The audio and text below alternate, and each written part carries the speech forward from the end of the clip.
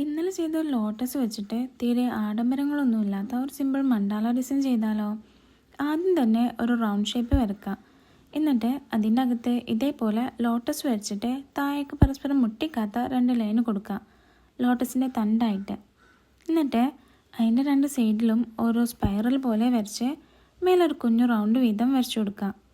പിന്നെ ആ ലോട്ടസിൻ്റെ അകത്തൊന്ന് ഷെയ്ഡ് കൂടെ ചെയ്യണം. എന്നിട്ട് ആ ലൈന് ഒന്നുകൂടെ കട്ടിക്ക് വരച്ചു കൊടുത്ത് അതിൻ്റെ ചുറ്റിലും 3 ലൈൻ കൂടെ വരക്കണം. അവസാനം വരച്ച ലൈനിന് ചുറ്റും നമ്മൾ ഹംസ് കൂടെ വരച്ചു കൊടുക്കാം. ഇനി ആദ്യം വരച്ച സർക്കിളിനുള്ളൊന്ന് ഫില്ല് ചെയ്ത് കൊടുക്കണം.